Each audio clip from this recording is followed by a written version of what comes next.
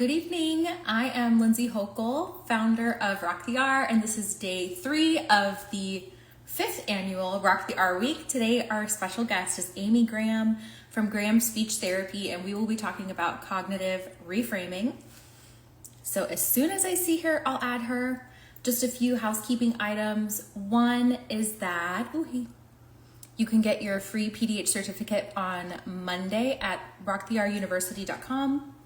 And the other is that all Rock the R courses and resources are 30% off for Rock the R week with code RTRW25.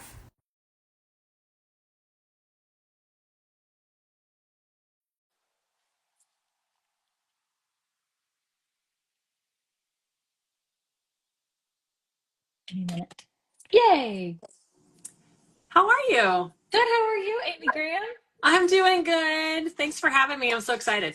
Thank you. I think you are my one guest that has been a part of Rock the R week every year. How fun. I'm pretty sure. So 5 years That's, consecutively, we've had Amy Graham, which is just a well, treat. thanks for keeping asking me back. So it's Of super fun. I love doing course. this. I love ours. Well, I mean, sometimes I like working on R. Sometimes it's a challenge. Oh man, I feel you. But I still like bless you and all of those people out there working on the lists because Oh yeah. you were right. It's not developmental and Bailey's never gonna stop the Oh, lateral I just list. have to come out there for a little intensive and stay at your place for a minute. Come on. I love that.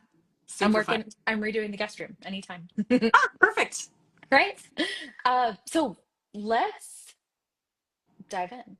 All right, let's do it. Okay. Well, now I'm thinking I feel like I haven't done as many like true intros, but also who doesn't know Amy Graham? But just in case, she's based in Colorado. She has her own Yes. practice. She specializes in speech sound disorders. And now I'm so sorry to my other guests because I don't know if I really like my brain. Bailey starts school next week, so my brain is just still Oh, like, you're oh, busy. I get it. yep. We all understand. Cognitive cognitive reframing. Right. Uh, let's talk a little bit about what it is. Maybe just Yeah. like a quick definition in case anyone hasn't heard of it. So it honestly, I started using the term. I just kind of stole it because I from our friends over on the like psych into the spectrum of what we do and working with people because I started using the term when I was treating lateral lisps because I found that lateral lisps are such habituated motor errors that just telling kids or even adults, like teenagers and adults, where to put your tongue was Mhm. still so challenging because they were like fighting muscle memory. So they were like, I Yes. could tell them this is where your tongue goes, this is what your articulators have to do. But in their brain, when they were thinking like S, they just reverted back to what they were used to doing. So that I started telling my kids, because I worked in a lot of different schools and I was a contract worker, so I like did a lot of long-term subs. And every place I went, every elementary school had a fifth grader who'd been working on a lateral list for years, like since kindergarten, not making any Mhm. progress. And so I had to reframe it for them. I'm like, you've been working on S for so long, right? How about we don't do that anymore? Let's work. I'm going to teach you a new sound that you've never done before. And for a lateral lisper, s is a new sound. They've never Mhm. done s. They do, right? Mhm. So I was recognizing that this is your S. This is my new sound. And so this concept of like, we're going to create a new sound. So you're creating a new motor plan Mhm. rather than fighting an existing one. Mhm. And it just made it like I could get kids, I could elicit the sound in like one session, Mhm. often in 5 minutes. And so I started using that concept too with my R kids, Mhm. because if you have, especially like your older kids, Mhm. where, they're 8, 10, 14, 18, adults even, right? It's like when you could tell them all these different placements, like, okay, lift your tongue tip up a little bit, touch the sides of your tongue, pull it back, push your lips out, like all the different motor, movements that we need to do to make a crisp R. But the second I said, like, okay, that looks good. Now say the R sound. The minute I said R, their brain went whoop, tongue back down, right? Because like that's what they were used to doing. So I Mhm. started using the same idea with these kids. And I would say, okay, here's the deal. I don't want you to, I know you've been working on R for a long time. I really don't want you to think of this like an R. We're not working on R right now. I just want to see if you can move your tongue in all the different ways I'm telling you. And I would only do this with older kids. And by older, I mean like, maybe 7 and older. So I'm Yeah. not using this with preschoolers. But I would tell them, like, get a mirror out. I'm using all of my cueing, whatever works for that particular child. So there's not one cue that will work for every kid. And if anybody ever tells you that, they haven't seen enough kids. Hmm. So I would Or tell them to, it's time to patent it. right, exactly. Yeah, create a course for all of us, please. Yeah. But so I would tell them, okay, it looks like your tongue's in a good spot. And instead of saying, okay, now say R, I would say, just turn your voice on. And so if you're freezing your articulators and you get your sides of your tongue up, you're lifting up the front of the tongue, you're pulling it back, you're getting all those movements, you're even maybe pushing your lips out a little bit. And if I say freeze and turn your voice on, I Hmm. would very frequently get that first session. Hmm. Not always, doesn't always work that quickly, but very frequently, because kids were just, in fact, I wish I'd had a video of this one kid that I did this with, because I got it in like the first 5 minutes we did it, and I had the video on me. And so it got a great recording of it, but his little eyes were like, because he's like, oh my gosh, I think I'm doing it. Yeah, yeah. Because he wasn't fighting muscle memory. He'd been in speech for years with 2 or 3 other SLPs out of state. And Hmm. so I was like, all right, I got to try something new, because whatever has been tried has already been tried. So I got to Right. think of something new. And so that's this concept of free their mind from the idea Hmm. of the R sound, because when their brain thinks R, their tongue goes low. Hmm. Yeah, So that's just kind of it in a nutshell. completely. Just, I love that. Free their mind. Because It frees their mind. yes, I Totally most of the does. kids that come to me have also been in speech for a few years as well. So I'm getting referrals either from their SLP or it's an SLP parent who's finally coming, and it it just bums me out, not just for the kid, but for their therapist too. Like that's Yeah. not It's motivating for frustrating. anybody. Yeah, everyone's bummed out if you're not Yeah. getting it. Yeah, Um, totally. so the idea that if we just approach it from a different way is very It's looking exciting. at, and that's, I guess I didn't define the term cognitive reframing, but it basically means like you're looking at a problem from a different Mhm. angle. Yeah. You're helping the child consider what are we doing, but from a different angle that they haven't considered. Mm, And so that way, like I said, you're not fighting muscle memory. And it just often, for a lot of my kids, it makes the speech task just so much easier. mhm.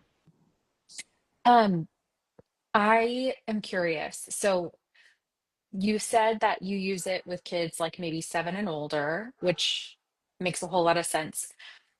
I used to feel real goofy talking to like a teenager or a kid who clearly knows they're coming to me for help with the R sound. Right. Right. I used to feel so silly being like, forget about R. We're not even working on R. Because, Yeah. like, I mean, Yeah. like Wink, wink. obviously we're, Yeah. um, and I've kind of gotten over that, but because I reframed it myself for myself.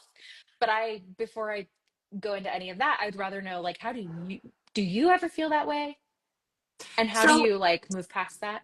I'm telling you, it helps. So being a mom of teens and adults now, it does help, because, I deal with these people frequently now on a daily basis. But I bring them in on I bring them in on it.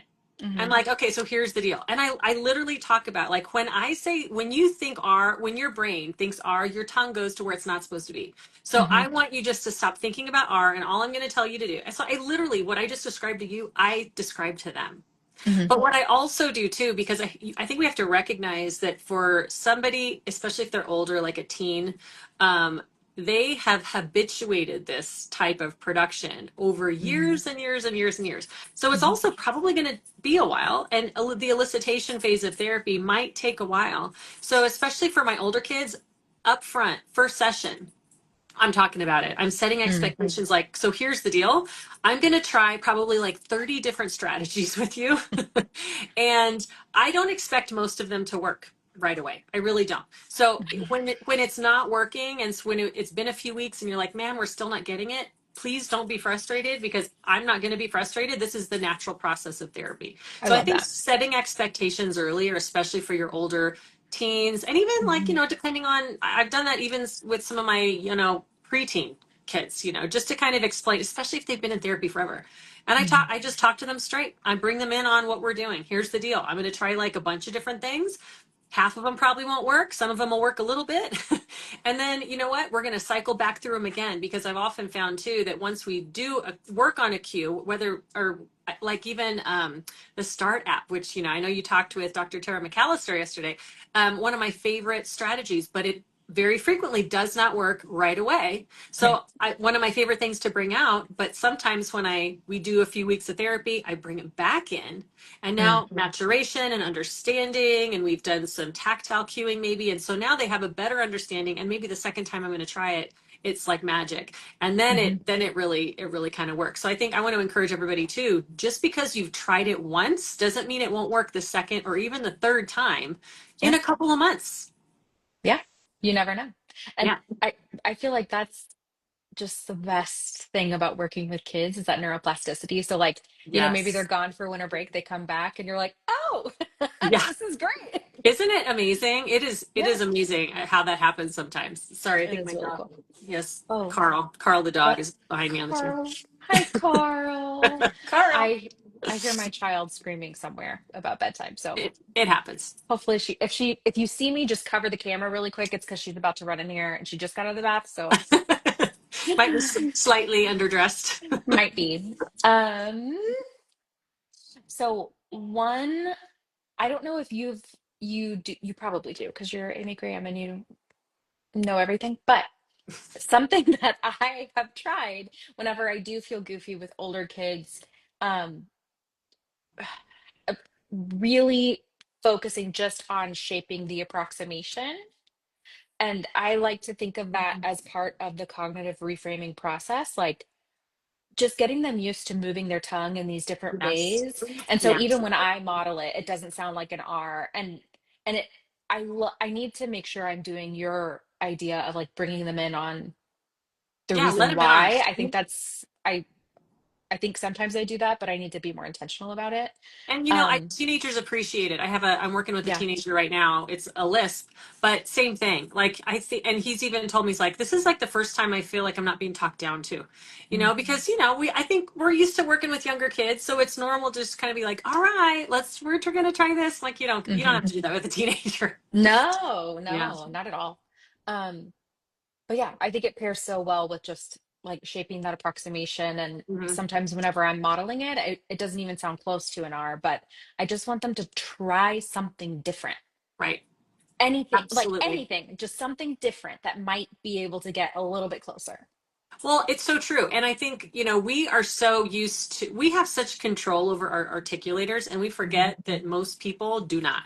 And they don't understand. Like when I say, okay, I want you to, have the sides of your tongue touch your teeth, and they're like, what? Mhm. What? I don't even know what that means. Right. People don't think of it. We think about it. Other people who are not in the speech, realm of work, they have no Mhm. clue what we're talking about. So Oh yeah. I think that's a great way to approach it too. Like, all Mhm. right, we're just going to move the articulators a bunch. And that's a great way to, even the START app, I've done that before. I'm like, Mhm. don't think about R. Let's just make some weird movements with our mouth and see how we can make the waves move. Yes.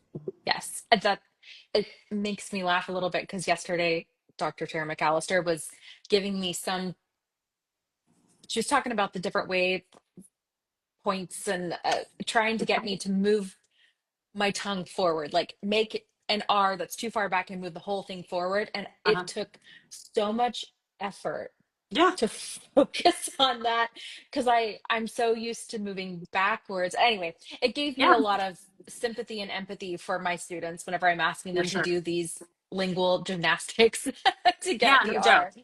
Yeah. Yeah, it's something that I'm always in the car. I posted a reel not long ago, but I'm like, I'm just randomly Yes. making sounds, thinking about where's my tongue right now, Oh yeah. and Oh nobody yeah. else does that but us. So yeah, I it's know. good to remember that, man, we need to break it down and really simplify in a way. And that's kind of the whole idea behind cognitive reframing is I'm simplifying a complex task that I'm Mm, asking them to do as well too. So like even when I'm saying like even all of the movements, if you think about all the movements, like elevate, the tongue, the half of the front half of the tongue has to be elevated to some degree, lowering the midline, elevate the sides, pull it, get that, pharyngeal restriction by mhm. retracting the root of the tongues. Like that is ridiculous to Yeah, teach anybody, right? yeah. But if I'm like, hey, can you make a bowl with your tongue? Like I have an imaginary marble and you want to keep it like right there. Hmm. Look what I'm able to do.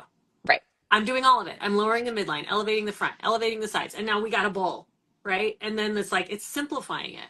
So Yes. using a metaphor cue and then pull it back and up, and then don't think R, right? Just turn your Right. voice on. And Right. it's amazing how many times that can really make it so much easier for kids of any age. And I love that you just gave that example because, really with anything we talk about with elicitation, it's almost never meant to be used just in a vacuum in isolation all by itself. Like Yeah, we I always talk about layering cues and combining things. And so if you're using cognitive reframing, you can still use just about every single cue you might oh, use totally. otherwise. You just It's how don't necessarily I talk think about the for R. me for me it's how I'm framing the cues. Yeah. Right? Like, yes, I use all the same, tactile, visual, verbal, get the mirror out, show them with my tongue. But like the cognitive reframing piece is, don't try to say the R because your tongue is going to fight you. I Mm, want to get your tongue here. Your tongue wants to go down here. right. And so, yeah, I'm still using all the same cues. Yeah. I love that. Um, and do you have any like frequently asked questions about cognitive reframing that we could address? Or like I haven't seen any Yeah, questions come through in the chat, but I know it's a great, yeah. Post your questions, guys, if you have any. I frequently will get this comment that says, I tried reframing and it didn't work. And okay. so what I want to know is when I get that question is, well, what do you mean you tried to reframe it for the child? Mhm. Because reframing is about you have to find what does work, Right. right? So if this one thing you tried didn't work, then like let's try the next thing, Yeah. right? So it's like, oh no, I tried using cognitive reframing. And I'm like, well, if you tried using cognitive reframing, did you help the child think about it in a different way? Hmm. And like, no, it didn't work. Then you didn't reframe it. So cognitive reframing didn't actually happen, Right. so it's like I get it's kind of hard to talk through because it's going to be different for every child. Some kids' Hmm. struggles are a little bit different. Some kids' capabilities are a little bit different. So I get that comment a lot. Hmm. But my question is always, well, what do you mean you tried it?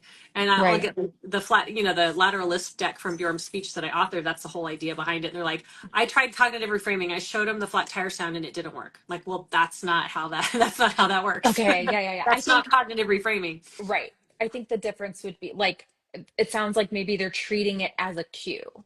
Yes, And it's not exactly. just a cue, Right. it's the, It's how you use it, yeah, right? Like the visual of the little flat. I know we're it's the talking about R, lens. but yeah, oh, that's a great way to think about it. It is It's, you're taking these off and you're giving them a new set to help them yes. look at it through a completely different lens. So you It's a have, so like you're using cognitive reframing the whole session or like until you get an yes, accurate R because totally.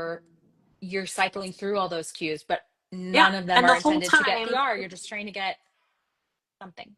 Exactly. The whole time Yeah. I'm like, and really the minute I see their tongue go, ooh, I Mhm. recognize it. And I'll go, oh, you know what? I think you were trying to say R there. That's why your tongue fell down. So like again, Mm, let's not try. I don't want you to think about the R sound or even try to mhm. do R. We're just seeing how your tongue is going to move in a different way, and Yeah, then turn your voice on. I And I love have that. some kids who like even turn your voice on is too challenging. So I'll just say breathe, just breathe Oh. loudly, right? Like Uh, and then I get a whispered her, basically, right? If it's they oh, keep their okay. tongue in the right spot. So you can even simplify it by just saying that. Just like, okay, freeze your tongue and breathe. And you can hear it when somebody's whispering, like you can hear like, okay, your tongue's in the right spot. And so that can be really helpful. I think Yeah. we've got a couple questions Yeah, on. yeah, I see some good ones. So, one that I want to bring up because you used to work in the schools, which Yes.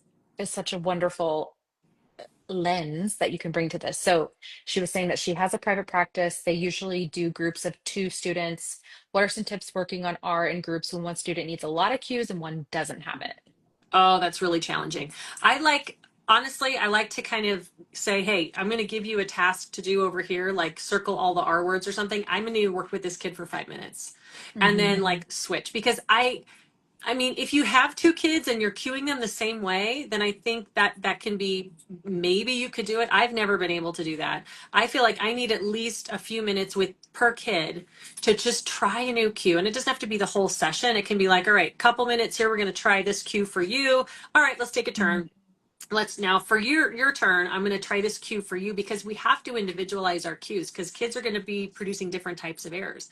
I've Hmm. got some kids who they're not, touching, they're not getting that lateral bracing with the tongue. That's the issue. So that's the cue I'm going to use. But I have some kids who are like getting no tongue tip elevation. So I need to cue them a little bit differently. So I Hmm. think just like being okay with like maybe bring a game out and we're just going to try different cues as we take our turn, playing Connect Four. You take your turn. I'm going to work with him for just a couple minutes to see if something works, and then maybe the whole session is just about elicitation. Hmm. Okay, I love it. I saw another one. Oh, what do you do when a student is not able to discriminate between a strong R versus a weak R in their productions? So I have. This is why I discriminate between. I differentiate how I treat phonological based R errors, like if the child is gliding, because if they're gliding and it's an obvious W substitution for R, I'm not going to work on production practice until they hear the difference, until they can understand the difference between one and run, right? Mm-hmm. Because those are obvious sound substitutions, but that's much more challenging when it's more of a distortion, like un, right? If the kid is, it's Hmm. not a W, but it's not an R. I Hmm. am much, this is just me, I am much less concerned about their ability to discriminate their own R because they are such unreliable listeners at that point that's why I love the Start app because I'm giving them visual feedback of what they're not able to monitor. Hmm. So they can like look at that Start app and if they're untrustworthy listeners, right? Like they can't tell the difference. I love biofeedback for those kids Yes. because you can because I've had this many times where I've accidentally gotten a good R Hmm. with that kid and they're like, or wait, that doesn't sound right. I'm like, I know it doesn't sound right to you because you're not used to saying it. And so it doesn't Totally. sound right in your head, With the but you older gotta kids, trust especially. me. Yeah, you gotta Hmm. trust me or trust this screen because look, the waves and the peeps are in the right spot. So that's what we're Yes. going for. So I'm Yes. okay for an older child. And by older, I mean, like, are we treating it from a motor based perspective? So like 7 and 8 older than and older. Hmm. And so I'm okay with them not being able to discriminate or hear a perfect R, at least right off the bat. Hmm. Because I think once they start producing that on getting closer and closer, they will start to hear the difference. But I think Hmm. another tip that I have is slowed simultaneous production with those kids. So what you're doing is as they're producing it, you're also producing it with them sometimes, but you're giving them a really crisp, accurate R. So they're hearing your production while they're getting closer and closer. And I've Hmm. seen it's kind of an aspect of apraxia intervention, but I've seen kids literally in real time improve, just like in the moment when they hear my production as I'm saying Hmm. it with them. Just a little bit of support. I love that. Yeah. Something I'll add in terms of can they, if giving them something to see, if they can't hear it, I do also break that down with my kids. Now, and I've included this in the self-rating deck that I did with Bjorn, but can you see it? Can you hear it? Can you feel it? Because Yeah. I have had kids who it's hard for them to hear it, and see it only works as long as we have the Start app out, but we're trying to fade that as quickly Right. as possible. Right. So I've had kids that they can feel it, which is Yeah. maybe more rare. Um, but I've had that if they too. can hear it or feel it, then Yeah. Well, and I think that's too a great idea why we bring kids in on what we're doing because, like, okay, mhm. that was closer. What did you feel your tongue do? And I know you didn't Yeah, hear it, but what did you feel your yes, tongue doing right there? And they'll be like, oh, well, the yes, sides of my tongue were touching my teeth. Like, okay, then yes, that's what we're going for. So I love that. It's a yes. great cue. And definitely, like, not every kid can No, get that reflective with it, and that are aware, but if they can, then if they that's just can, one more way to help them. for I sure. saw Megan Lee's comment, kind of going back to the group therapy thing. Yeah. She said somebody that worked with her kids said, I think, teaching happens at the group level, but all learning is individual. And I thought that was really Oh, I love that. powerful. Yep, I love that. Yep. Okay. I think, oh, and Rebecca, hey, Rebecca, said the sales app is great for speech perception training too. I forget about that app. I need to bring that out. Yeah. Cool. Well, any closing thoughts or anything, Amy Graham? This was great. Yeah, this was super fun. I love talking about that. I could talk about this forever, which is Yes. my husband is like, how? I don't understand. But I just love talking about it. And I love giving people permission to try something novel with your child. Mhm. Don't think everybody's got to start with the Carla method, because if you Mhm. know what I mean? Like, you don't have to start in the same place with Mm-mm. every child.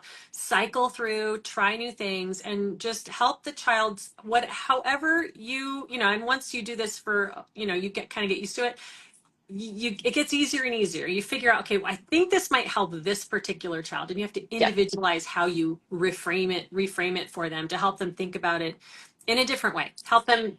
I think the importance is like you want to establish a new motor plan for this new sound rather than like tweaking an existing one. It just makes it so much easier. Yeah. Absolutely. And I've gotten some new ideas from you tonight too. I'm Oh, excited. good. And people Awesome. are saying thank you, which is so kind. Thank Okay, I'll you. have this replay up on Rock the R University by tomorrow afternoon. Certificates are available Monday, and I think Amy has, Oh, I've got a promo code. yeah, So I have, yeah, because I have, if you go to my website, grahamspeechtherapy.com, I've got a little resources tab, and I've got tons of stuff categorized, and there's an R Sound resources page. So you can use the code GST, it stands for Graham Speech Therapy. So GST15 will get you 15% off any of my digital downloads and any of my recorded courses. But I do have some stuff that's specific to the R Sound. awesome. Well, thank you so much, and I hope you have a great evening. Thank you. Yeah, I appreciate you. Thank you, Amy. Thanks. Bye, everybody. Bye.